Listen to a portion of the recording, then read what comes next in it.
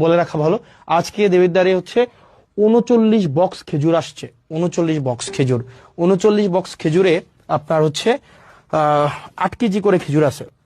মানে এগুলো হচ্ছে গভর্নমেন্ট দেয়, মানে বিভিন্ন জায়গা থেকে এগুলো নিয়ে আসে। এই হাসনাত আবদুল্লাহ একটা চরম বেয়াদব লোক।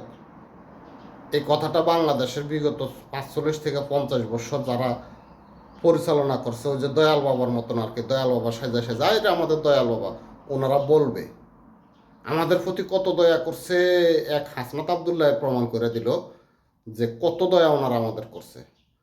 ছোট থেকে এত বড় হলাম, কোনোদিন জানতাম না যে বিশ্বের বিভিন্ন দেশ থেকে সাধারণত এই খেজুরগুলো আসে গরিব মানুষদের মাঝে বন্টন করার জন্য।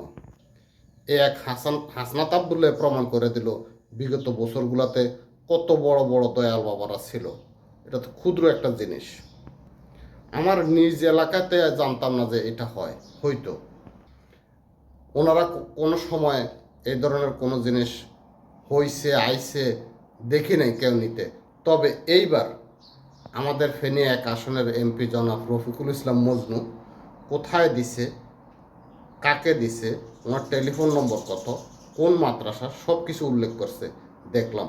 তাহলে আমরা চাই পুরো বাংলাদেশে এমপির মন মানসিকতা নয়, চৌকিদারের মন মানসিকতা, ভালো মানুষের মন মানসিকতা, জনগণের জিনিস জনগণকে দেওয়ার মন মানসিকতা নিয়ে যে সমস্ত লোক আছে তাদেরকে আমরা রাষ্ট্র পরিচালনায় চাই।